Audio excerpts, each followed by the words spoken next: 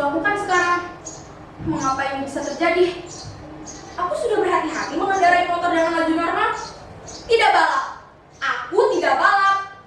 Aku memperhatikan kendaraan lain lalu lalang, tapi mengapa aku tak bisa melihatnya? Apakah aku melamun? Tidak. Rasanya aku tidak melamun. Tapi entahlah. Mungkin aku melamun. Aku tidak ingat. Sial. Benar-benar sial. Bagaimana kalau tuan dan nyonyanya mulai mencarinya? Bagaimana kalau ada yang melihatku melakukannya? Tuan dan nyonyanya akan membuat pengumuman dan menyebarkannya ke media sosial, lengkap dengan fotoku, nama sekolahku, bahkan alamatku. Netizen akan menghujatku, menyebarkan fotoku, foto sekolahku, foto ibu, bapak, kawan-kawanku, semuanya. Habislah aku. Habis. Aduh, bagaimana ini? Apa yang harus aku lakukan?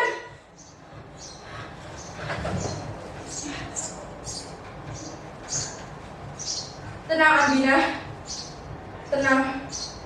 Tenanglah. Tarik nafas. Hembuskan. Tarik nafas. Hembuskan.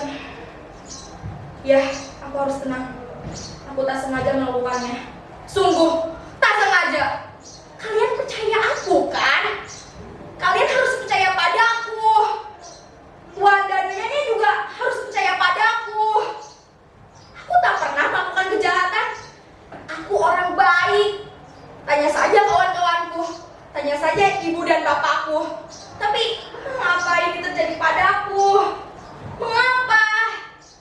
Atau kalian pernah mengalaminya? Apa yang kalian lakukan pada saat itu?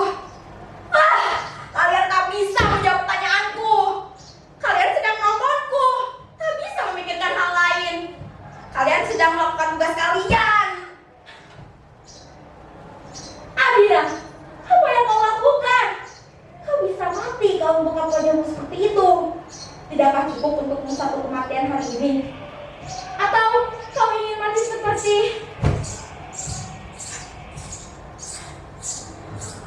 aku.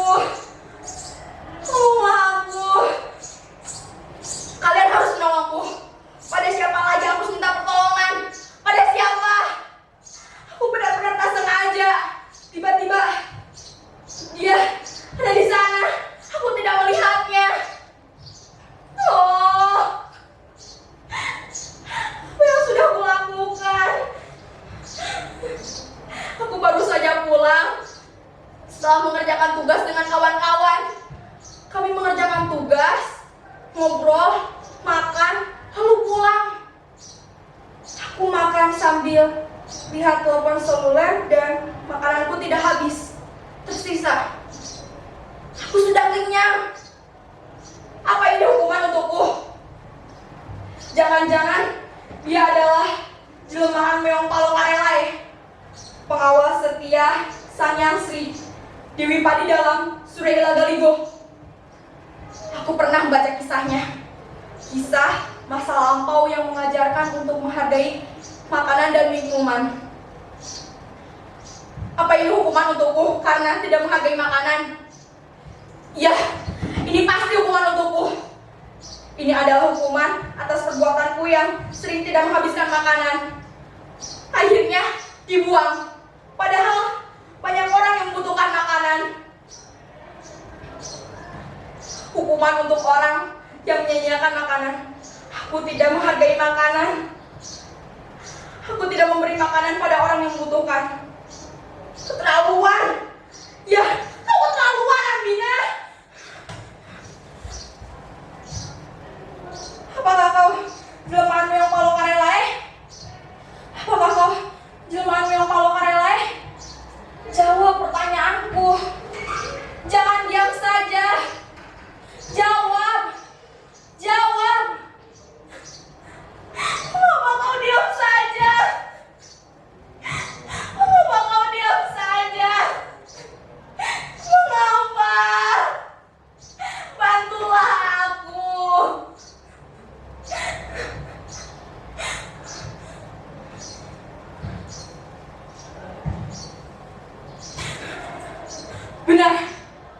benar dugaanku.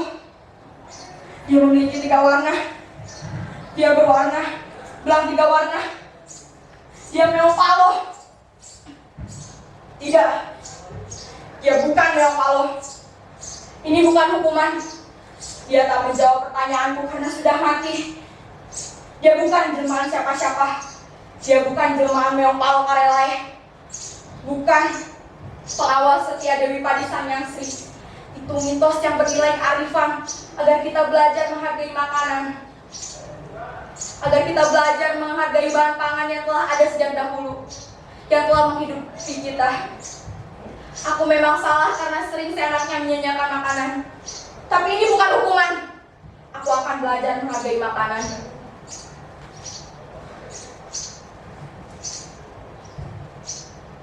Nah, ini yang kubutuhkan. Jadi, dia telah dipelihara oleh orang-orang Mesir sejak tahun 4000 sebelum Masehi untuk menjaga bahan pangan dari jerahan tikus.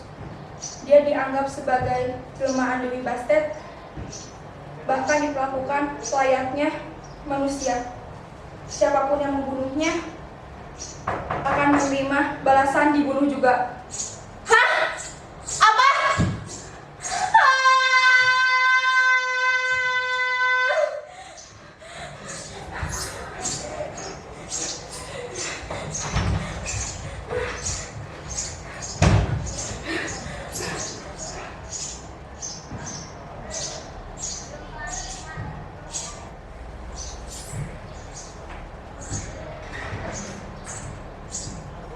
Belum selesai penjelasannya. Tradisi Mesir kuno inilah yang disebut-sebut sebagai penyebab munculnya mitos pengubur yang mati tertabrak dapat mencegah nasib sial. Ah, aku tahu sekarang. Aku akan menguburnya. Ya, aku akan menguburnya. Tapi bagaimana jika tua dan nyanyanya tidak terima dan menuntutku, menyeretku ke polisi dan memenjarakanku? Ya Tuhan, ini sungguh menakutkan. Aku tak bisa lagi memikirkan semuanya. Ini membuatku tertekan. Ya Tuhan, apa yang sedang terjadi? Hiduplah kembali. Aku mohon hiduplah kembali. Aku tak sanggup menghadapi semuanya. Hiduplah kembali. Maafkanlah aku. Maafkan aku. Aku harus menyelesaikan ini sebelum ibu dan bapakku pulang. Mereka tak boleh tahu kejadian ini. Tak boleh. Aku tidak boleh menyusahkan mereka. Aku harus menyelesaikan ini sendiri. Tidak, penonton tak bisa bantuku. Mereka sibuk menyaksikan kita mereka-reka monolog ini. Kita yang harus saling bantu. Ayolah.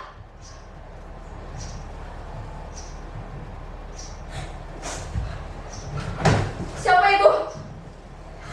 Sepertinya yang datang.